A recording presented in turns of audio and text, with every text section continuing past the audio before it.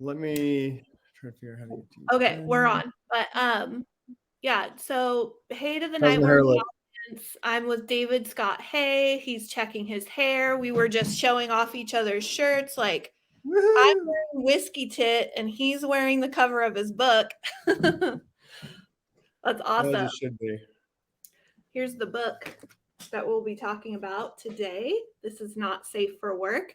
And when I picked it up, all this stuff fell out of it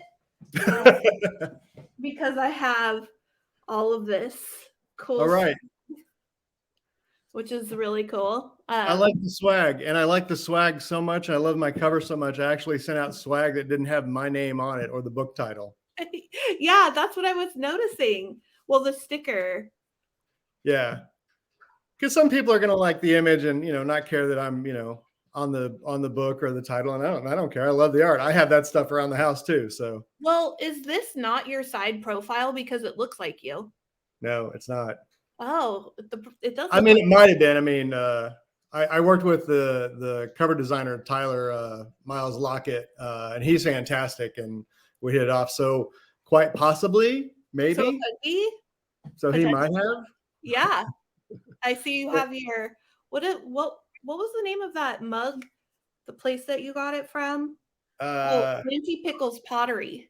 yeah, Crinkle. She's Crinkle Cat. I got tagged on the IG. Yeah, she did this custom for me Oh, that's so cool. Yeah, I love with, the mug that you with the sent. Yeah, skull.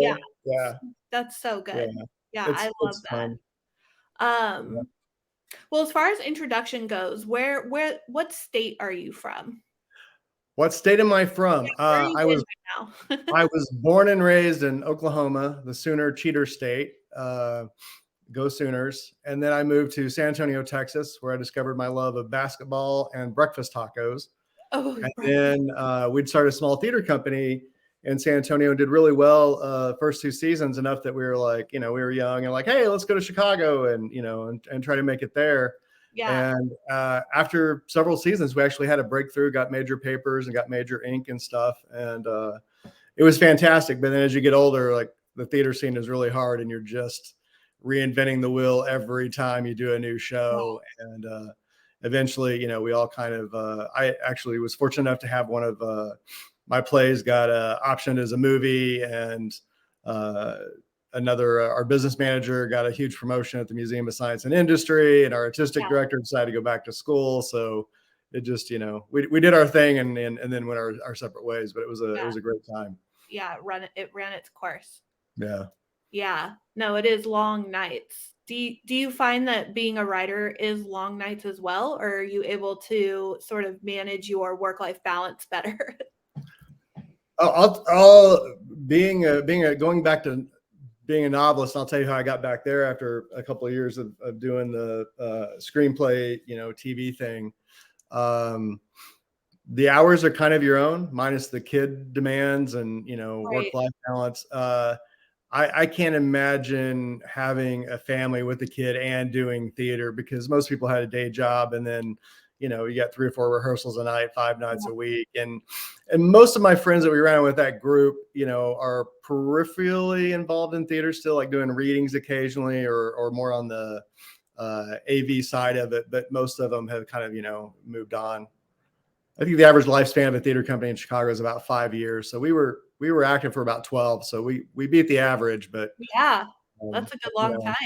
but then at one point it's like, hey, done. Yeah. Let the next generation of kids come through. And David, are you a part of Whiskey Tit Publishing, like as just an author, or are you also on the publishing side of things? No, I won't say just an author, but I'm always book scouting. Yeah.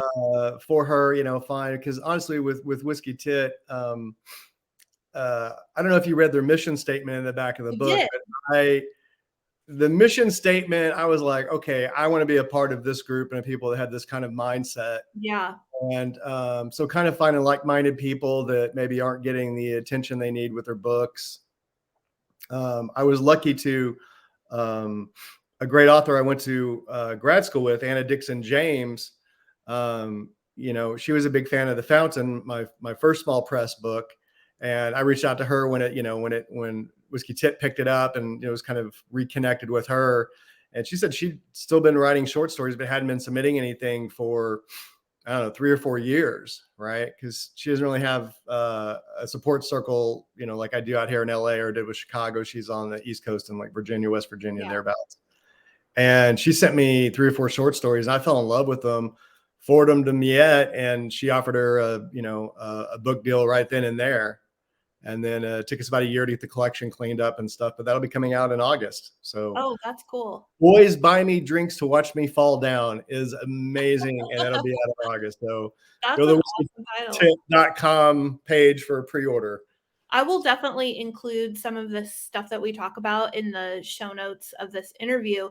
But I'll just preface the conversation with the fact that, well, here's the Whiskey Tit titles I walked away with. That, Oh my God, you got Troll? yeah, I did. Look at this beast. Okay. But yeah, so basically I met you at the AWP conference in Seattle. Yeah. I was tabling with Clash Books, which is Mhm. another independent small press, and Whiskey Tit was all the way across and catty corner from us, but like the furthest point to point. We were diametrically opposed on opposite corners of the square in the conference. Yeah, and the conference, if you haven't been to the Seattle conference center or whatever, but it is like enormous down there where we were for the sales floor.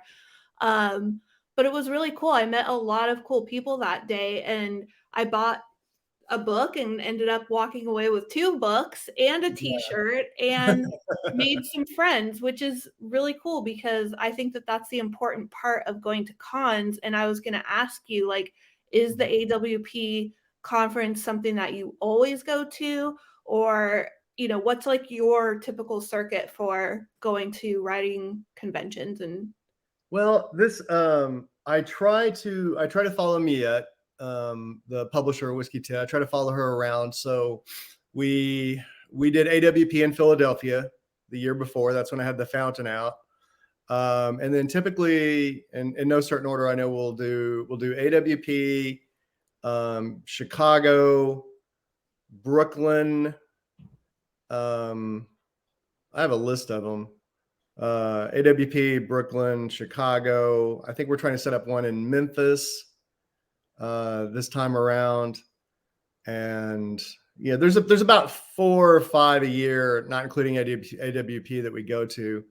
And the thing about those that I enjoy is usually we have an event, there's a reading, and you can do a signing after, and also just kind of, and I would say networking, because networking sounds really like ladder climbing, but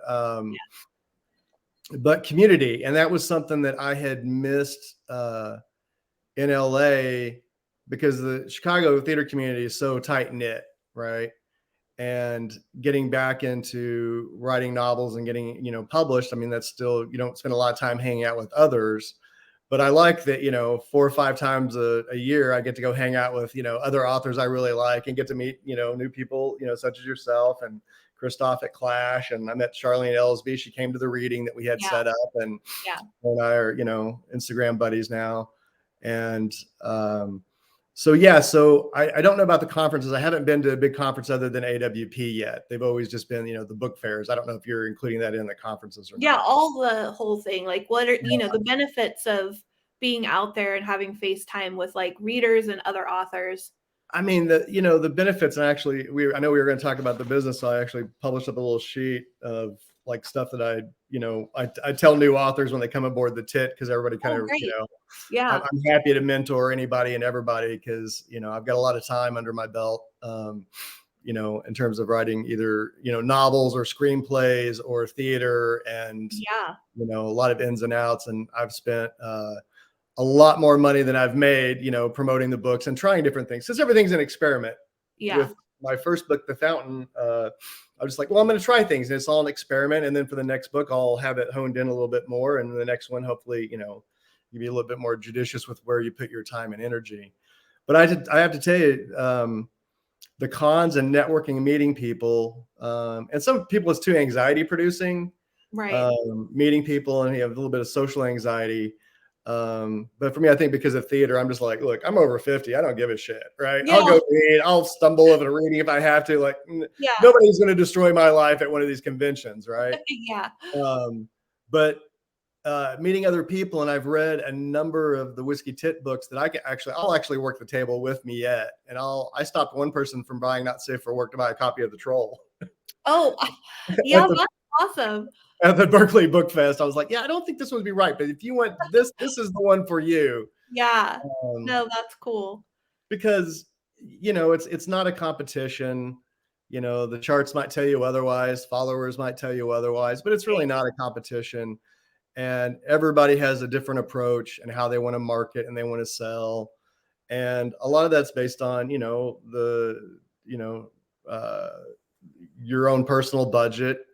And um, yeah, it's based on your budget and also the lifestyle. Like, you and I talked. I have a kid with some special challenges, so I'm not able to take off and go knock on bookstores all day and trying to get Right. and trying to get in there and stuff. So I have to try to do most of my stuff either in person on those weekends where there's a convention, and I can focus totally on being my goofy self and selling books and meeting other people and just seeing what's going on. And I know Katie Mather, who was with the Whiskey Tit right before the pandemic, I was feeling so shameful because she was like every day going to a different bookstore and, handing the flyer and meeting the bookseller and, and booking these things. Unfortunately, her book came out the day of the lockdown. So Oh, rough. everything got pushed, but I was like, oh yeah, it depends on your hustle and it depends on your lifestyle. But for me, I find, it's my wife says like, hey, this is the fun part of being a writer, is going out and meeting other people and doing writing, doing the readings and signing books. So you get to be a little bit of a rock star a few weekends a year without having it have that crushing pressure every day. Oh, I really like the way that you said that because, my book launches August 8th, and then I have like kind of just this little mini tour. We're going to a couple different signings and different things and some cons. And I don't think I could handle that lifestyle full time. I've seen Right. some authors who are traveling quite a bit and going to various different things. I don't think I could do that because, like you said, some people are introverted and have social anxiety. Mhm. It like really wears my battery out. Even though I was in theater too, I was in drama all 4 years and a little bit in college, which is where I met my husband. But Good for you. I can pass as an extrovert, but the difference between me and an extrovert is that it's like slowly inside draining me, even Yeah. though I'm like working the crowd Well, a little bit. it But yeah, it definitely drains the battery. I try not to yeah, book things back to back on weekends, which usually it ends up being like once a month, once every other month. So yeah, yeah, I don't even like doing, if we make social plans with friends or whatever, I'm like, yeah, I need to have a buffer day between. I can't do like a Friday and a Saturday. Like we can do something Friday and hang out Sunday, right. but Saturday, no, I just can't. Yeah. And Matthew's the same way. And My don't you think that's the part of writing books and having a new book out? Because when did this book come out again? That was released February or March, depending on your source of information. Yeah. Okay. So from when this came out to now, like, I think that this might be the part that like maybe new authors don't understand, but there is a certain level of like social engagement that should or will come about from putting a book out, whether you're on social media Mhm. or doing like in-person stuff. You have to kind of promote the book in some regard, don't you think? Yeah, you have to, and that's a lot of young writers I talk to, and I've talked to older writers that have signed with the big five, and they're like, I didn't know I would have to do my own marketing once I signed with a big publisher, and I'm like, yeah, everybody wants that dream of just like, here's my book, send it in, and they Right. do everything, Yeah. and that's not the case because typically when the book gets released, my understanding is you'll get a lot of build up ahead of time, but you won't. The support afterwards because they're on to the next book. And unless you're one of the top, for the bigger publishers, unless you're one of the top one or two that they're going to put their marketing campaign behind, you're, you're still going to have to pound the pavement and do the thing. Right. Um, Social media is, oh man, there's so much to start with promotions. Give me a more specific question. I'll tell you. Well, specifically what I was aiming at is that depending upon, it doesn't really matter whether you are traditionally published or independent publishing, you will end up having to do some kind of promotion for yourself. And there are a lot Yes. of authors who have chosen to not be on social media, but I'm kind of wondering like where they're making up for that lack of engagement with readers and others. They must be doing like some kind of in-person circuit. Like Yeah. how, what have you found to be the best, most viable resource for promotion? Okay. I will, let me put my little list up here. I will tell you exactly what has worked the best for me, and I'll tell you the stuff that was a complete waste of Awesome. money. Um, I bought a Kirkus review. They sell for indie reviews. And I know some people are like, you should never pay for reviews. And I'm like, well, this is an editorial review. It's Yeah. Kirkus. They're known for being savage. Um, and also talking with them, they get a lot of big five publishers or big five authors actually do the Kirkus indie reviews, because with the big five, I guess at 4 or 5, whatever they're at now, they'll submit those books to Kirkus. And if Kirkus opts not to do the review, then you're out of luck. So they have, some of those authors will actually pay for a Kirkus indie review so they can have an editorial review. You know, Amazon separates editorial reviews, and Kirkus is a trade, a trade review. So that carries a lot of weight, and it's, how you kind of pre-vet the book. Okay. So I was fortunate enough to, I did a indie review for The Fountain and for Not Safe for Work. And I was fortunate enough to get starred reviews for both. Okay. Like one was a bucket list, two was like, oh my God. Right. Yeah. And you can go into a bookstore with your one sheeter or your postcard or whatever with your ISBN number and stuff like that. And if you've got a Kirkus starred review quote on there, you're pre-vetted. Like they're like, Huh. yeah, I walked in Barnes and Noble with that, and they're like, oh, Kirkus star, yeah, we'll order it. Oh, wow. I didn't know that. It's easier on the bookseller because they have so many people. Like, usually the question is, are you self-published? And if you are, they usually won't take your book. Yeah. It's like, no, I'm with a small press. You can buy the book through Ingram.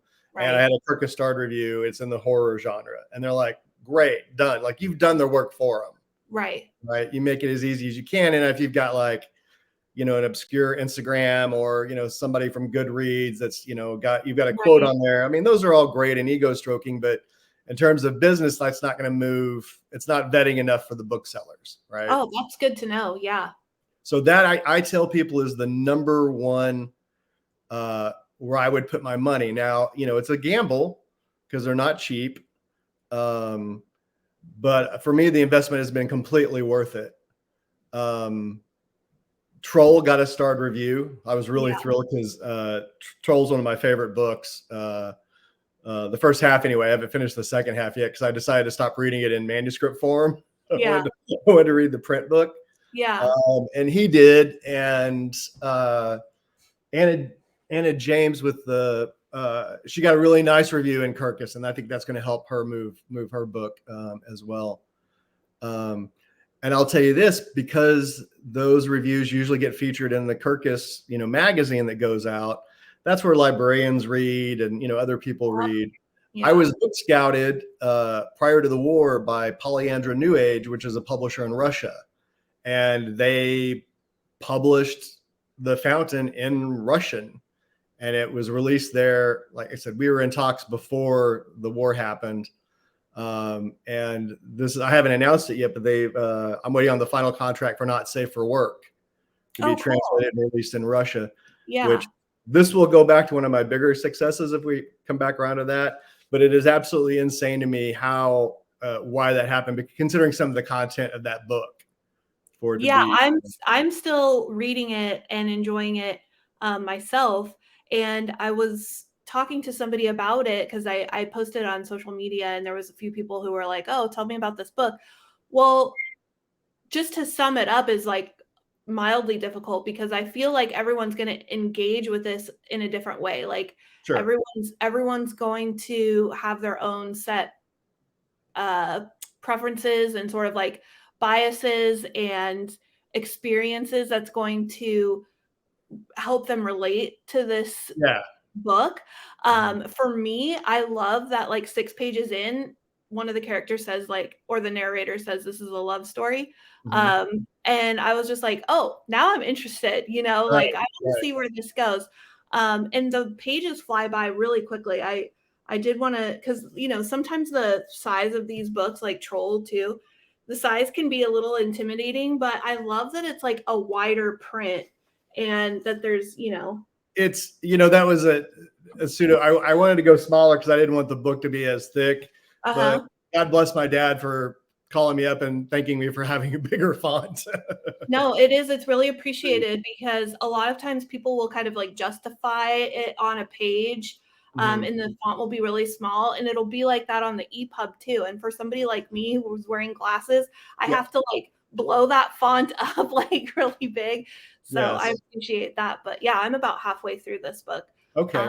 I'm enjoying it. I Yeah. think Well, it's I'm glad, and we can talk more about later. yeah, And there's yeah, it's a bag of potato chips because it's I try not to embrace the imitative fallacy too much, but because of it's almost like scrolling through a feed, right? You get right, a lot exactly. of you get plot, and then you get tidbits and facts, which all ties together and all comes together in the end. Trust me. Yeah, yeah, Uh, yeah. but for me, it was really important that it is a love story, but that like in the intro, it talks about they're at this temp job watching these horrific videos and the hopes that they'll go to full time and maybe get a job at the parent company and maybe get stock options and a 401k. And my last office job, I never had I always got stellar reviews, and I never had a raise that was above the cost of the cost of inflation Yeah, at I was all. gonna ask you if you had an office job at one time because that's so relevant to this book. I did, but yeah, I did. I wasn't working in social media, but I did a reading at the Berkeley Book Fair a couple of months ago, and I had a woman come up to me, and she's like, "Were you a social media moderator?" I said, "No, no, I wasn't." Uh, Yeah. and she was like, "You've done your research." She goes, "I used to work at Facebook, and I was the mental health professional for the moderators." Oh, dang. And she said we actually had between two ferns, Zach Galifianakis, right? They had two Right. big plants and a desk that had the laptop, and that's where all the child porn was. Oh, God, help us. And so you have people making minimum wage are having to watch and do No. this and getting PTSD from it. Yeah, it's not worth any dollar amount, I swear. It's not, but again, the characters in the book, they're like, oh, if we can just make it 90 days, if we can hit this accuracy target, then we'll be able to move out of this. And, of course, shenanigans and shit goes sideways. And so, the book for me, it is a love story, but it's also like, how does love exist in the time of, a trauma, basically? Right. Right. Um, Which horror is so much about It trauma. is, but I had my experience with first of all, the horror community has been so welcoming because I did not set out to write a horror book. That's just how this one came out, right? Yeah. In fact, until recently, I wasn't really a big horror movie fan. Like I can't torture porn, I can't do, but like Yeah, suspense. same, same, yeah. But like The Thing, right? Every year, that's my Halloween movie, right? Is Yes, yeah. that and Nightmare Before Christmas. Um, is I've gotten some feedback from some readers that don't finish the book or whatever because they said it was too angry, um, and what I'm realizing is some readers, not all, the horror book they're looking for is like they're looking for a cozy horror book, right? Hmm. Where the emotional anxiety and the existential dread, which is usually saved for Lovecraft, is not welcome, right? And there's a lot of trigger warnings, which was funny because when I met you at AWP, my books weren't ready, but I had a little QR Yeah. code, and Yeah. you read the trigger warnings, and you're like, I'm in, and ordered it Yeah. right there. For some people, I have the trigger warnings, they're like, I'm out, I can't. Yeah, that I definitely pick up a lot of books just reading Goodreads reviews, and like people will say, I've tapped out of this because it had too many cuss words, or it was too graphic, or there was too much sex. And I was like, oh, I'm interested. Yeah, right. Um, yeah, the funny thing, like I don't think there's hardly any cuss words in there. And this one is just it's not needed, but just because of all the other, all the other trauma that's in there. So that was interesting to see people shy away from like legit trauma, like dealing with PTSD, dealing with chronic disability. Like I have tinnitus, which, can drive me a little buggy sometimes. Yeah. And that's a constant, right? Because different things activate it. And also just, the desensitization of some of the stuff when you see in the news. I mean, these, we joked about, the book, like you could probably find you could probably take the Office sitcom and track every character in my book to one of those, like, Pam and Jim and everybody, right?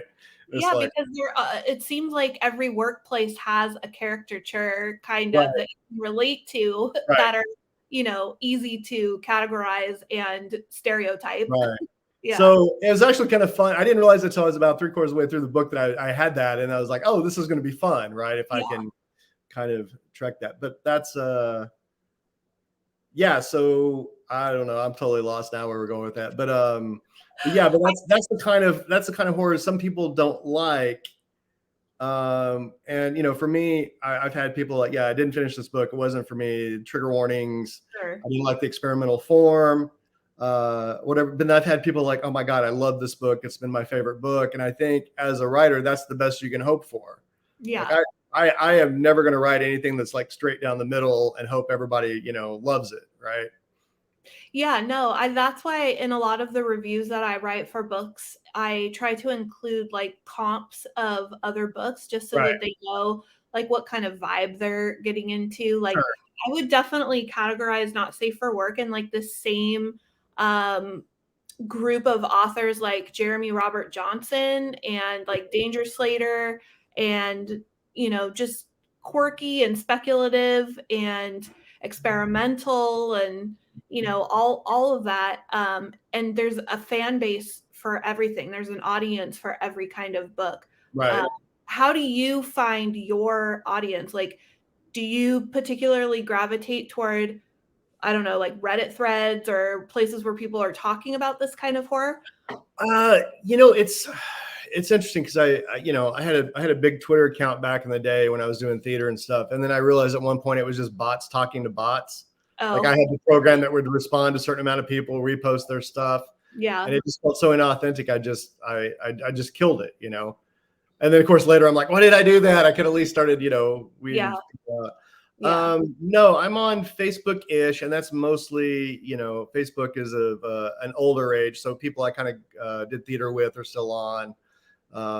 So I can reach some people, but I'm not reaching new fans on Facebook. Uh, Right. Mostly just kind of keep, the old circle up to date on what's going on. But I found Instagram.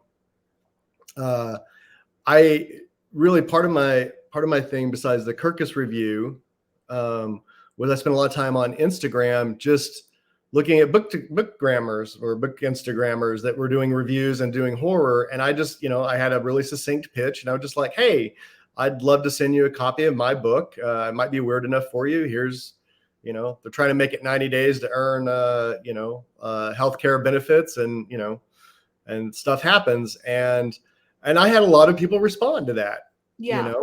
and so I'd send them an ARC like I did, with swag and some stickers and stuff. And then, you follow up occasionally just to make sure they received it. But, a lot of people are mood readers, and some folks are just, looking for free books. And, you just kind of keep a 30,000 foot view of it. But then you actually start connecting with some people. I connected with Kara at Books and Salt, who loved it. And we did an interview, which I think you saw, and that's how we Yeah. kind of circled back around. Yeah. And, and I told her, I was like, you're an amazing interviewer. I know you're kind of shy, but this has been great. And she's now actually looking into maybe starting like an interview series, Oh, that's great. which Yeah. is great. And that's, Yeah. and I like that almost more than like somebody liking the book. Right. But Instagram's been my main social media. I'm not on Twitter. And then also just meeting other writers, because, you meet them at the book fairs, and, you connect on Instagram, and, hey, what's going on? Hey, are you going to be, it's the whole, are you going to be this one? Are you going to Stoker? Are you Yeah. going to Berkeley? Oh, hey, Yeah. who's going to AWP? Right. Do we have a Right. table? And so I found that to be good. But I also know that like with Kara, I think we had like 800 likes, and, did that translate to sales? Like, I don't know. I don't think so, because, that's an extra 3 steps people have to do. So the people that actually make the effort to buy the book and then hopefully read it, you just can't control it, right? You just can't control that. But I really love the community aspect of on Instagram, and I'm on Reddit, but I'm not on Reddit for for book promotion and things like that. That just seems Right. Well, the authors can't really promote their work on right. Reddit.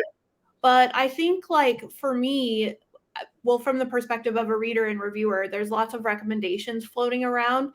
Mhm. But I also like to get sort of the temperature of the average reader on certain books and topics. And I don't know, like, if not for my own personal book, but if I wrote a fiction book, I think it would probably be helpful to go on there and just kind of see what is moving the needle for readers right now. Like, there's a lot of general topics of, hey, does anyone have any recommendations of, office horror, or, Right. there's we drill down into these really specific pockets of horror. And so it would be kind of interesting to see what other people are recommending, and then know that you're sort of like filtered in with that, and then maybe network with those specific authors that keep coming up in your Right. genre.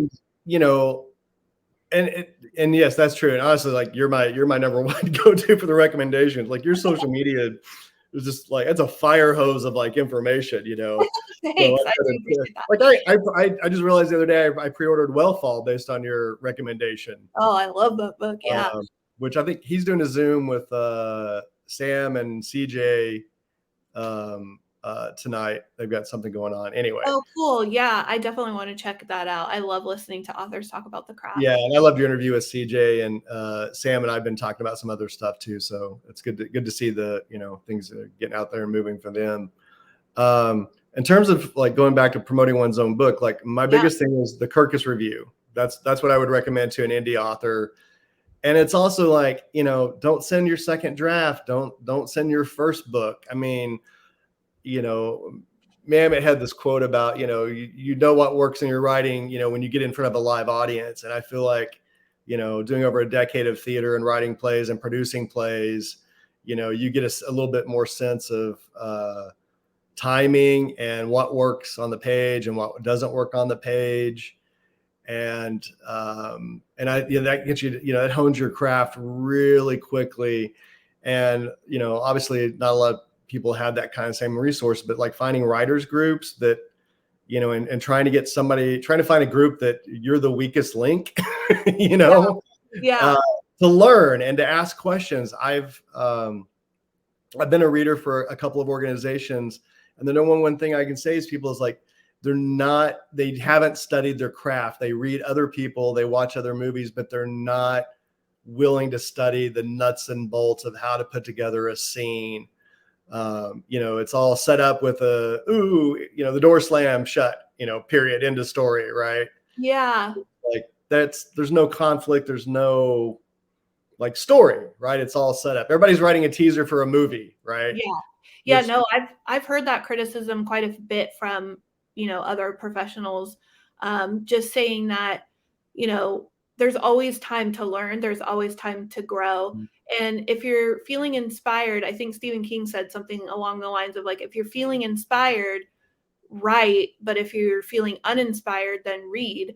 Right. Because you can always learn from people who've gone before you and have done great things. There are great authors out there, like I'm reading David, and The Devil All the Time. Why am I forgetting that author's name? Pollock is his last name. Okay. But the writing in that book is incredible. Like, and it's the first time I had read his work, Right. but it's so referential. Now that I'm reading other people's work, it's kind of unlocking for me. Oh, I'm sure that this person was inspired by this guy and this person and that person. Yeah. So. Yeah, and I mentor for the Science Fiction Fantasy Writers Association too, and I've got on my website I've got a couple blogs about kind of books for beginners about craft, and then books to like up your game. And, George Saunders, swimming in the pond at midnight or whatever, which he breaks down a lot of Russian short stories about why they work. Dreyer's guide to, style guide to English. Like, I think if most writers would just do the exercise in chapter 1, where they get rid of their junk words like just, Yeah. and well, and, really, like, that's the last thing I do is I pull up that book and that chapter and I make a checklist of all the junk words. Cause when you're writing and it's flowing, like sometimes your brain just skips over them. Yeah. And that elevates the prose so much. And professional editors can tell the difference between somebody that has put their time in on the prose and somebody that hasn't. So I tell everybody, like, invest in yourself, learn your craft. And I've seen so much pushback on Facebook and stuff. Like, no, the key to writing is just to write, and somebody will eventually like your stuff. And I'm like, okay, good.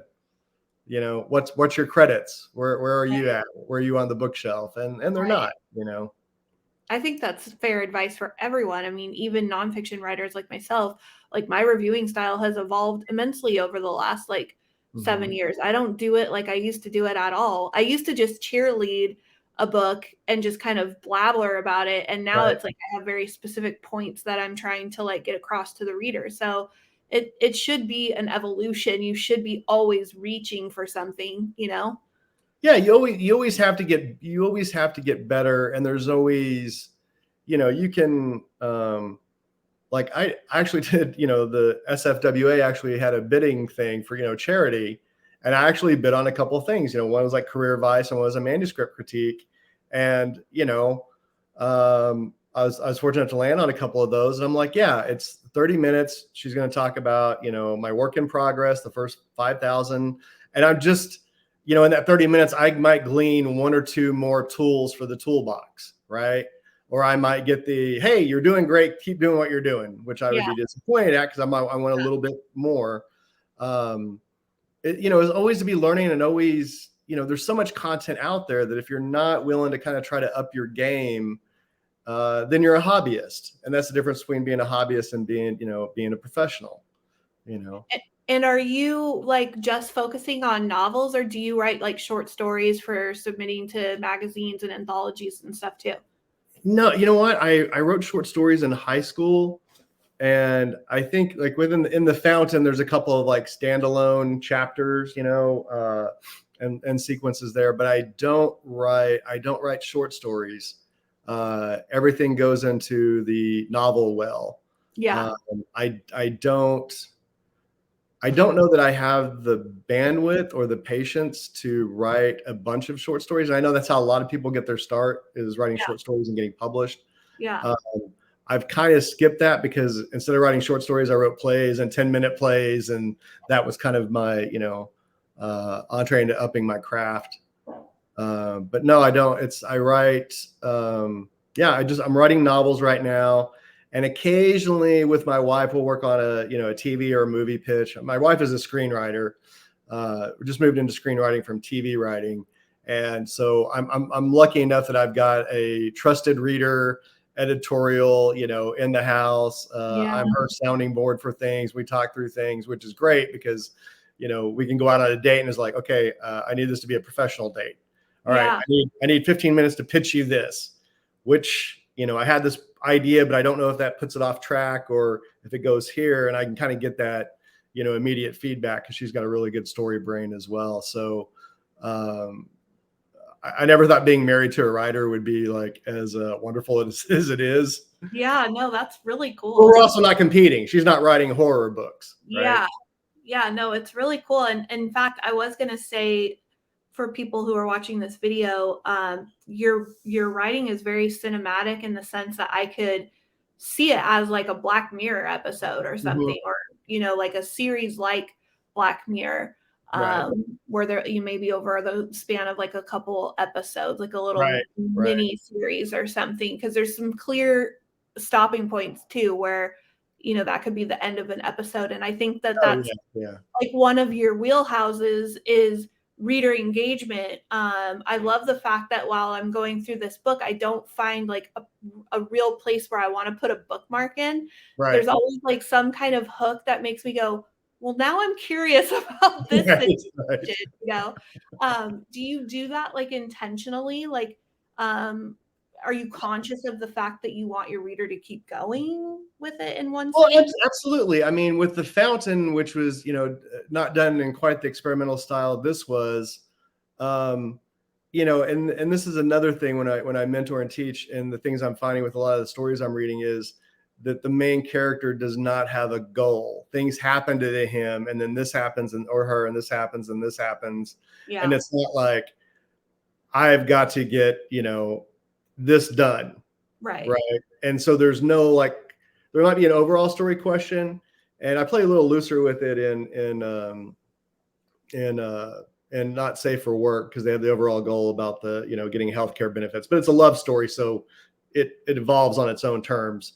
But that there's gotta be, it's like if you watch a movie, like every sequence has a goal, right? Movies are consistently made up of like 10-minute mini movies, Right, right? to serve You're, the story, yeah. you know, Indiana Jones has got to get the head of the staff, and then he's got to find the place to get the staff, put the staff down, and then he gets caught, and now he's got to escape, and you know what I mean? Like it's an old school pulp writing, right? Where every chapter has got some kind of story hook that builds up to the bigger goal.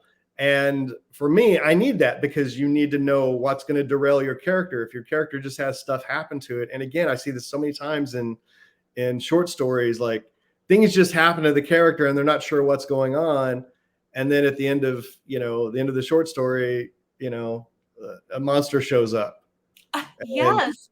and that's it. And it's like, but there's no drama to that, there's no conflict. And so many people preach about conflict being the key source of the story, and I agree with that. But if you don't have those moments of connection, then the conflict to tear apart that connection doesn't resonate, right? Yeah, I mean, I was watching a friend of mine showed me a video of Ray Bradbury talking about the craft, and Mhm, Bradbury says, something along the lines of the fact that we don't read Hamlet, for instance, to find out what's going to happen to Hamlet. We read Hamlet for, like, all mhm. the asides, all the, like, psychological revelations that happen, and if your entire book is just plot driven and Mhm, there's nothing about the characters and the characters aren't saying anything and there isn't a message, mhm. your reader is just getting to the bottom line. Like there's nothing Yeah. there to take it away, like I want to read something that gives me something to think about to take away. And yeah, if it's just plot serving the story, then Yeah, then it's just, it's just chess pieces. And I love a good plot that comes together and stuff, and that's another thing that really was like the last thing for me was really like, what is the story about? Now I can give you a log line pitch about, not safe for work. These two social media moderators have to make it 90 days, survive 90 days watching all this stuff to get their benefits and a yeah. mystery bonus and everything else. But the theme of it is like love, and how do you sustain a relationship and build a relationship when people have experienced so much trauma, right? And what is it, these, and corporate abuse where they're being paid minimum wage to watch these horrific videos, and and they're put in a position later where they have to make some big, decisions that have a wider impact. So like there's, you explore themes, like that's what the plot and the story is supposed to be, you do is, use to explore themes, like what is it about. And there's so many books you read that like, oh, that was a fun whatever, but they're not exploring any kind of theme, psychological theme, right? And that's how I think, you really start to enrich a stories if it's about something, Yeah, right? and almost like a revelation of the author themselves. Like I could very much hear the thoughts that you're having about our world and living in our world, and you're working through those in this book. And Oh, then absolutely. via you working through these issues in this book, I am working through similar issues that I feel about being a person living in this world through this book also. And now we're having an in tandem relationship Right, through a work of art, right? right. And that's what it should be. And I think that's probably the last step of the craft is, once you learn the nuts and bolts and you want, learn how to, cut junk words and things like that, is like, once you like have something to say and not be afraid to say it. And that's where you're going to get people like, well, that book wasn't for me. And then that's where you're going to get people like, I love that book. Yeah, exactly. Because it makes you think and makes you reflect. And but yeah, and would not say for work there, it's a bag of potato chips. It reads so, and that's by design, that it's little brief scenes. You notice there's not a lot of choreography. A lot of short stories I read are like, he turned, he looked, he picked up, he did this, when it could just be like the mailman knocked down the door. Yeah. Right. You needed to turn to look, because anything you describe is, if the main character's there, they're seeing it, unless they don't. Right. So anyway, that's my little mini lesson. So many times people are like marionettes, like they're describing every little movement of that. And there's very little of that in Not Safe. Right. It's, you get to the meat of the heart of the scene and the action. Yeah. That's what it felt. It felt like cinematic in the sense that, it was more visual than it was spending time inside of someone's head. There wasn't a lot of exposition, where some authors, I was thinking of this one book I was reading where the characters are having a dialogue, but in between lines. So like, here's a line, and in between there's just all this inner dialogue, this like inner mind chat between these. And then I would lose the conversation that these two people are having, because it's spaced with all this exposition in the middle. And if you there's, that's a skill if you can do that.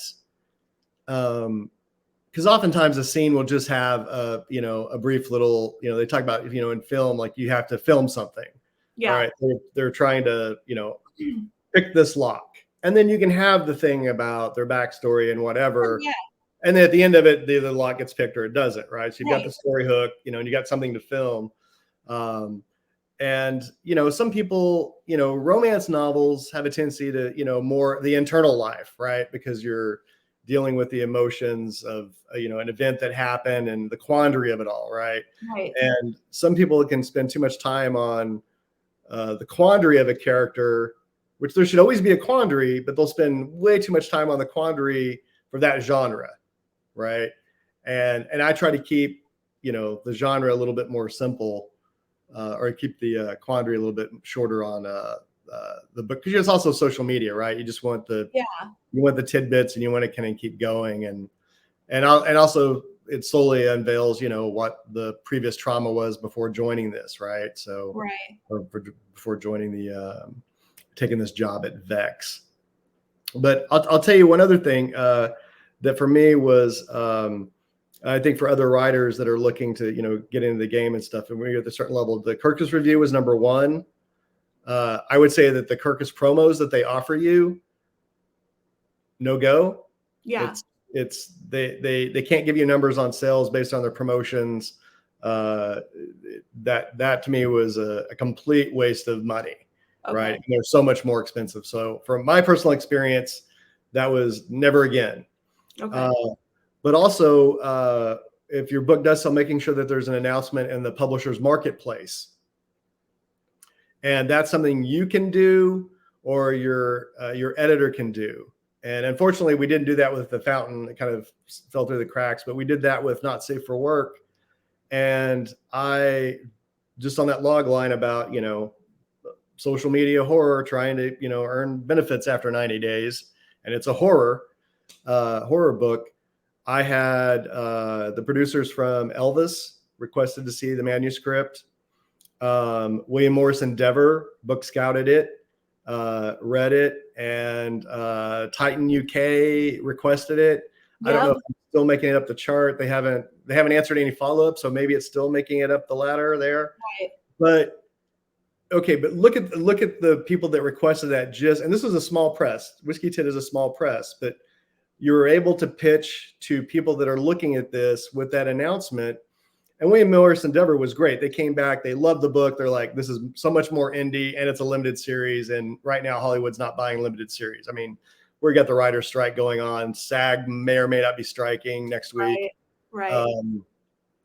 But I tell my friends that are out here writing screenplays that are not getting read, I'm like, maybe you should take a year to write a book and try to get it published, because I'm getting read by all the people you want to get read by not writing a screenplay, right? Yeah, exactly. I think that that's really key because the publisher marketplace announcements, they go through those. Oh yeah. Lots of eyeballs are scanning. I've discovered that with other authors too. They've said the same thing. Like a lot of different things come of it. And that is how books get picked up before they're released. Yeah. Right? They get book scouted. I mean, you might, if when I was an indie, film producer and doing that stuff, we'd find some books that like, hey, and then you come to find out that that had been optioned or somebody had the rights a year before it came out. Yeah, no. Totally. And my wife often would get manuscripts from her manager or agent saying, hey, this is coming out next year. Take a look at it. Is this something you might want to look at or do? So those get scooped up way before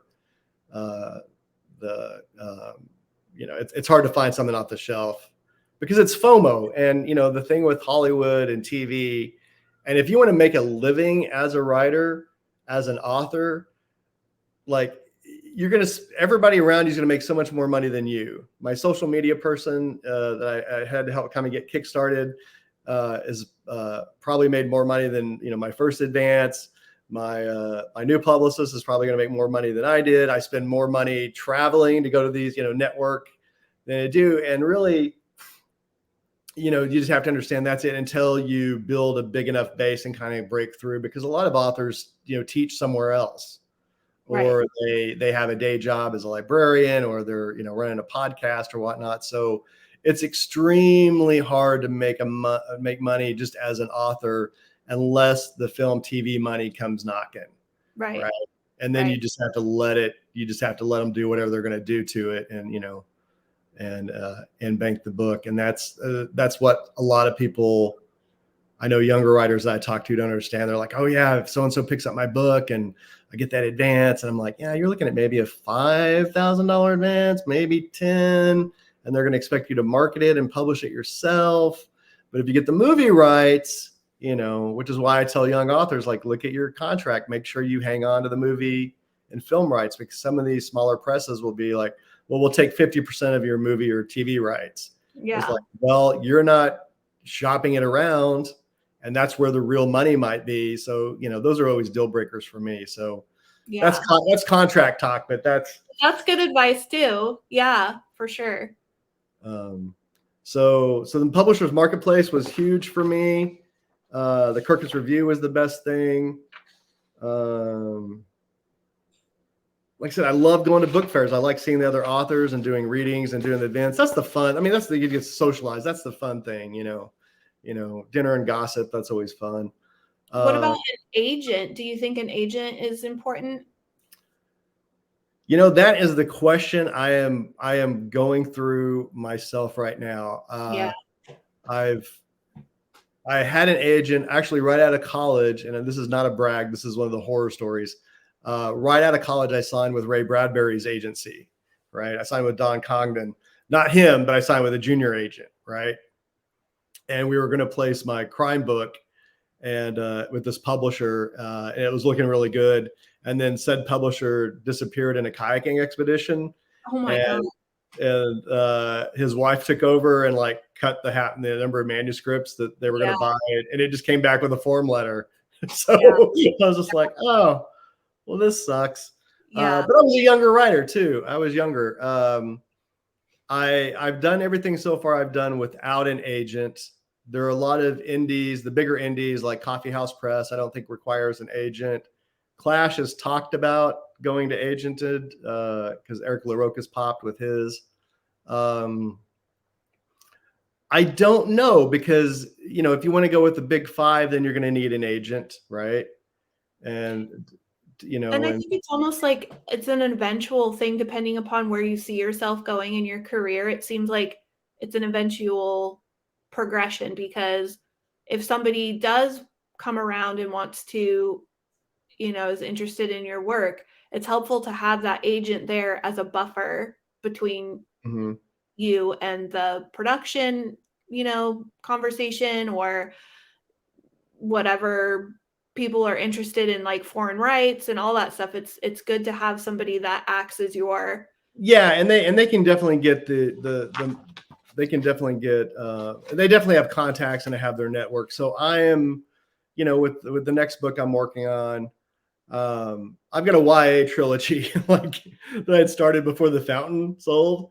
So like I put a pin in my YA trilogy that I'm having a blast with to yeah, to promote The Fountain, and then Sadie, honestly, it was like in a moment of panic, I was like, oh my God, what if she wants another book and I don't have it?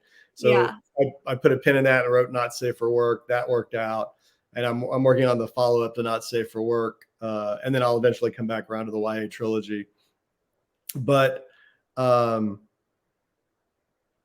but yeah, it's like I don't know, because a lot of the bigger indies don't require an agent. Miette yeah, certainly doesn't require an agent. Um, I think like Coffee House Press is like, they open in October for submissions and they take the first 200 and it's closed. yeah, Right. So then you're like, okay, do I want to go with a bigger, a bigger publisher? And what's that look like? Is it, I'm going to be doing the same amount of grind that I'm doing now, but it is a bigger exposure? Am I more likely to get a film TV deal? Are they going to help me with at least, setting up a book tour, even if I have to cover travel expenses? Like that right, for me really is the question. Cause I had a few agents when I was younger, and they, they went from really getting stuff out there to like, slowly descending down the ladder of, what they could do. And so I don't know. That's where I'm at. That's my crossroads. yeah. I Is feel if like I'm a gonna, lot of authors are at that spot too. yeah, and and Whiskey Tit is great. Miette is great. It's a small house, and I know she's getting ready to hit a big growth spurt, but just because of the caliber of authors she's getting, the books she's putting out are getting really noticed. But it's like, will the infrastructure grow? To help support that, right? Right.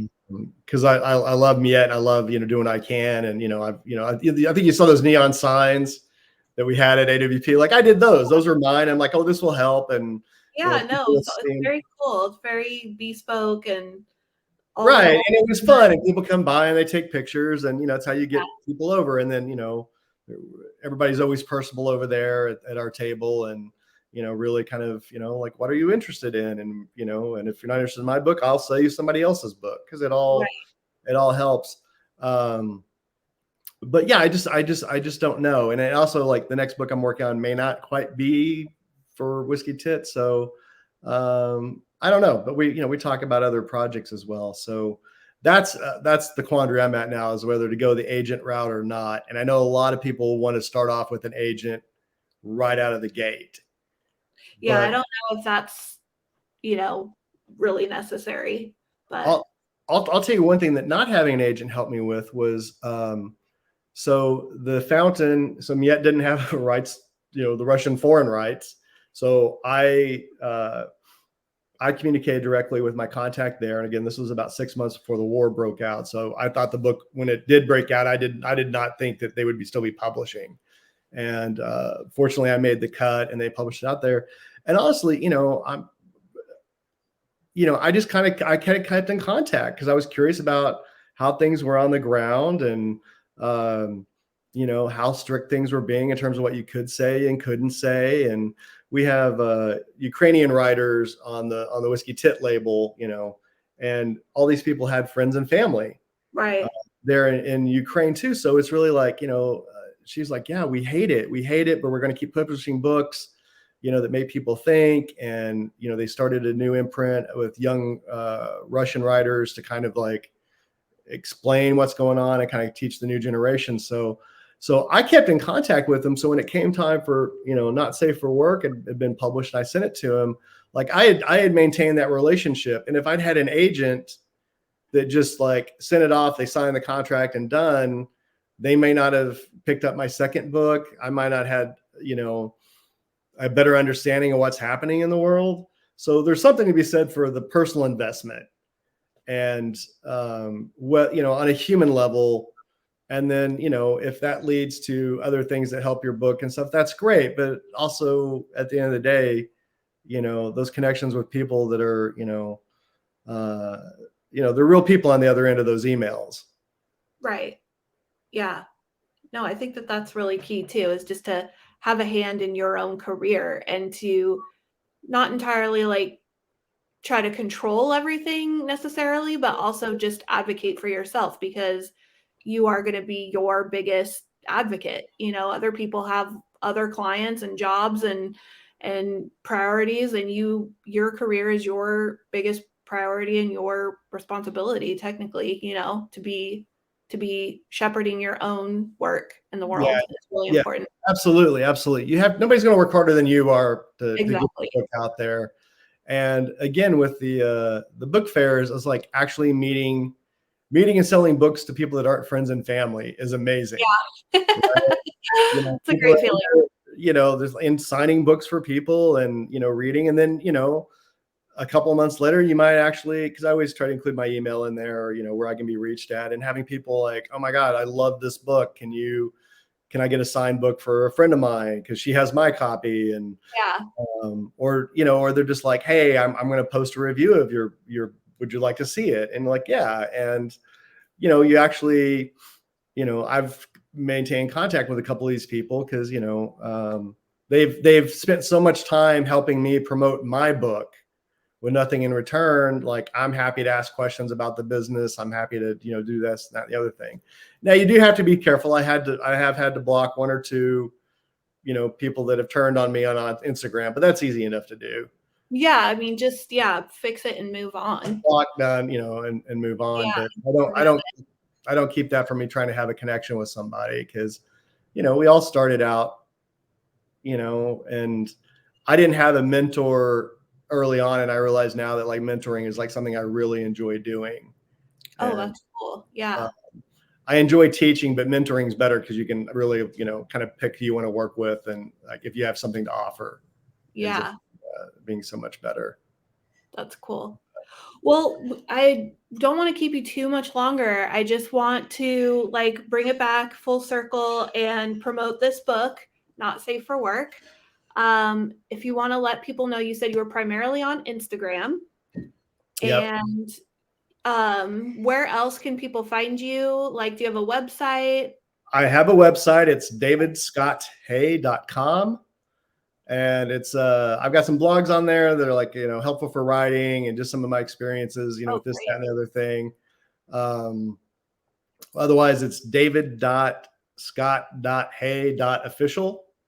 And they can find me tagged on your post too. That I love to hear from people that like the book. They don't like the book. You don't ever usually hear from them, but If they're good reviewers, they don't contact or tag the author in those things. Right. Let me give you my biggest success story, and this is where I exit the stage. Yeah, perfect. Let's hear it. And I'll tell your readers, because this won't be a surprise. In the book, Not Safe for Work, there is a son of a Soviet era Afro-Russian sci-fi writer. Okay, so his dad is Afro-Russian, wrote a Soviet sci-fi book back in the day. The book got banned. The Aquarius of Ganymede. The book got banned. His dad died in the Gulag, right? So the book is referenced several times. Now, after the acknowledgments and thank you in the book, there is an Easter egg chapter of the Aquarius of Ganymede, right? Yeah. And I thank the estate for letting me republish the first chapter. It's a fitting epilogue or whatever. Okay, that's a bullshit lie. Like, I wanted to write an old pulp sci-fi novel. So that last chapter in there from the fake Russian novel is what I wrote. Now, the kicker is the Russian publisher is actually going to translate my fake Russian novel into Russian. What? And translate it. And when that happens, Sadie, I don't care what happens the rest of my career. You can find me at the bar and they'll be like, hey, what's that guy's story? He wrote a fake Russian novel and the Russians published it. Yeah, like, that's so cool. I'm good. Yeah. I am good. I don't care what happens the rest of my career. Like, I've got that story and I'm good. So that is really cool. It kind of reminds me of like when I first found out that, the Princess Bride thing, where it's like the author wasn't really the author and it's like this whole meta. Right. Yeah, that's really cool. Like, it started out as something that was not in existence. You brought it into an existence as a fake thing, and now it's a real thing. Like that, there doesn't get any better than that. I can't believe, we my wife and I was like, I really want this to happen, but I don't know what's going on because they're dealing with such bigger stuff. But it looks like this is going to happen next year, and I don't that's it. Like that's it for me. Like everything else is gravy. So it's like taking the pressure off to succeed. That's so cool. Well, congratulations on that Well, thank you so much. that hopeful success, and also just the success of Not Safe for Work. I will definitely be talking about it when I finish. Excellent. Excellent. Thank you Yeah, so so much. it was Thank you so so good to talk to you. Thank you for joining me today. much. Okay. Okay, I'm gonna end the broadcast, but just one moment. Okay. I'll Okay. hang.